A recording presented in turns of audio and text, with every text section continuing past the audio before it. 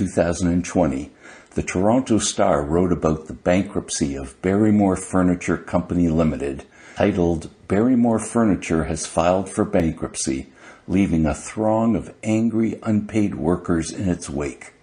It talks about the sad story of this family-owned business going into bankruptcy. It also states that the workers will not receive termination pay, severance pay, or benefits. For the record, my firm is not involved in this bankruptcy file. The purpose of this Brandon's blog is to describe the sad story of the Barrymore bankruptcy and what happens to Severance Pay Ontario, as well as other employee remuneration when a company goes bankrupt. But first, a little primer. Who is entitled to Severance Pay Ontario? Severance pay is a settlement that is paid to a qualified employee who has their employment severed. When a long-term employee loses their job, it makes up an employee for losses, such as loss of standing, that happen. Severance pay is not the same as termination pay. Termination pay is given instead of the called-for notification of termination of work. Not everyone is entitled to severance pay. A worker gets approved for severance pay if his/her employment is terminated and she or he has worked for the company for 5 or more years, whether continuous or not, or active or otherwise, and his/her employer has a payroll in Ontario of a minimum of $2.5 million, or severed the employment of 50 or more workers in a 6-month period because all or part of the company completely closed. To determine the amount of severance pay a worker is entitled to receive, you multiply the employee's normal wages for a normal week by the sum of the number of actual full years of employment plus the number of completed months of employment divided by 12 for a year that is not finished. The maximum amount of Severance Pay Ontario to be paid under the Employment Standards Act is 26 weeks. The Barrymore bankruptcy. Barrymore was a Canadian producer, wholesaler, and had a retail store of high-end furniture. It started in business in Toronto going back to 1919. On November 29, 2019, Barrymore tried a business restructuring by filing a notice of intention to make a proposal. On December 9, 2019, Barrymore sought and received a court order enabling for an extension of time to submit a restructuring proposal.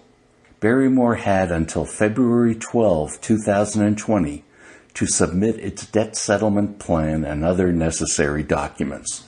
Barrymore failed to submit on time its cash flow statement as called for by the Bankruptcy and Insolvency Act.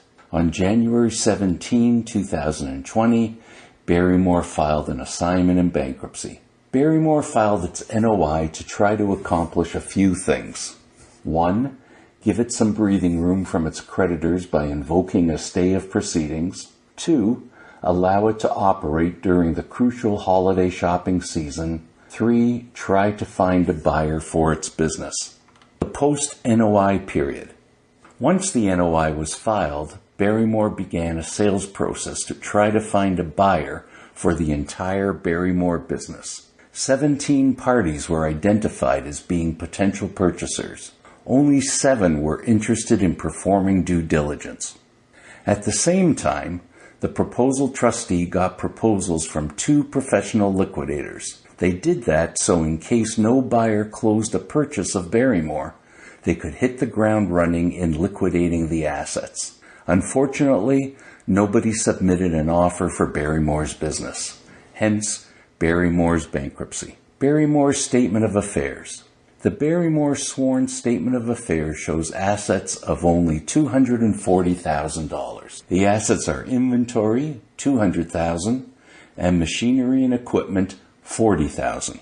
Barrymore has 5 secured creditors listed for $4.3 million. The single largest secured creditor is its chartered bank, with a claim of $3.7 million. Assuming the bank's security is good and in the first position, the estimated asset value of $240,000 certainly won't go very far. The sworn statement of affairs also shows 118 unsecured creditors with claims of $3.2 million.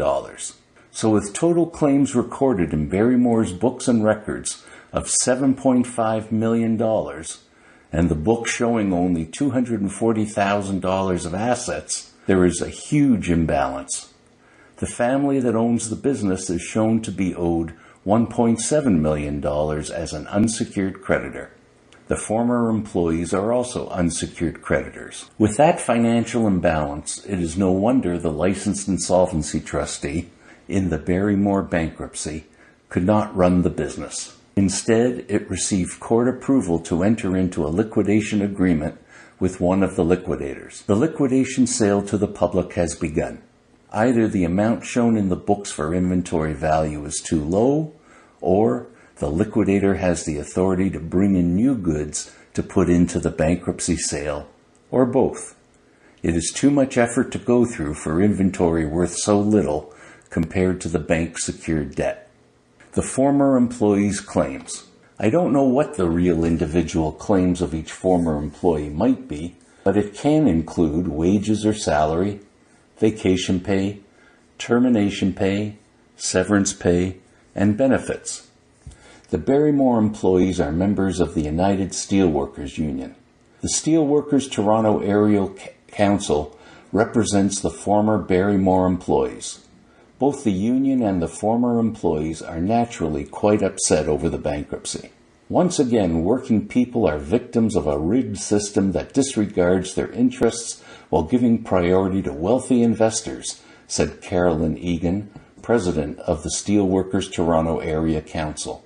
Her comment is understandable. However, based on the sworn statement of affairs, it does not look like any wealthy investors are getting paid. Protecting employees from the bankrupt employer. The United Steelworkers and the Canadian labour movement as a whole have been lobbying for reforms to Canada's bankruptcy and insolvency legislation for numerous years to give greater top priority to workers and pensioners. I have written many blogs on the topic of how various federal politicians have put forward bills to give workers and retirees more rights. Several bills proposing such reforms were provided previously in Parliament, but none made it into legislation by the Liberal federal government. Rather, only some warm words and minor amendments relating to director responsibilities were included in the last federal budget and passed. To put it bluntly, the Liberal federal government has rejected enacting legislation to protect workers and retirees when an employer enters insolvency proceedings. The Liberal majority government showed no interest in any meaningful reform in the area of employee rights in bankruptcy or insolvency.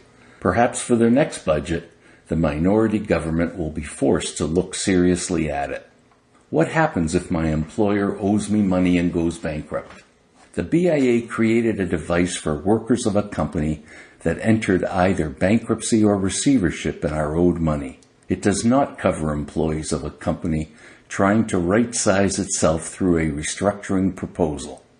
The Wage Earner Protection Program Act provides for wages or benefits, including termination and severance pay, accumulated in the 6 months prior to the business becoming bankrupt or placed right into receivership. The WEPA ended up being law due to the federal government's previous concern that when employees experienced the company went bankrupt and didn't pay me wages, there was seldom an opportunity for employees to obtain any of their income owed. As discussed shortly, there are limits to or caps on what employees may receive. WEPA calculation. Who cannot submit? However, you do not qualify for WEPA if, throughout the time for which amounts owed to you are past due, if you were a director or officer of the business, had a management placement in the company, or were management whose tasks included making financial decisions on the negotiation or non-payment of amounts owing. WEPA Calculation Canada.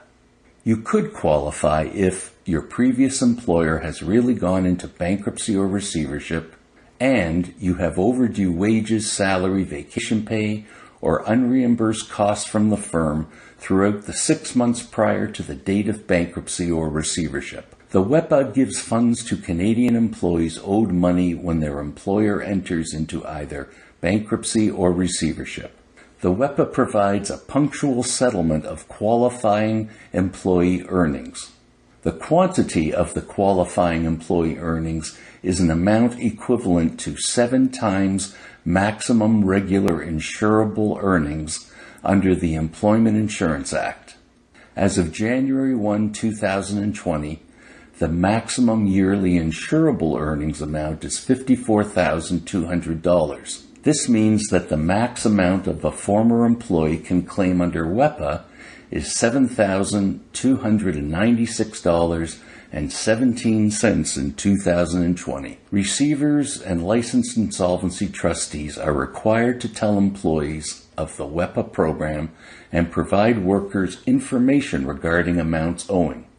From the day of bankruptcy or receivership, trustees as well as receivers have 45 days to send out trustee information forms revealing the amounts owing to each of the workers. So payment under WEPA is something, but may not fully compensate each former employee of the amount paid by Service Canada, who administers the employment insurance system. The amount of $2,000 per employee paid out is a super priority against the current assets of the company.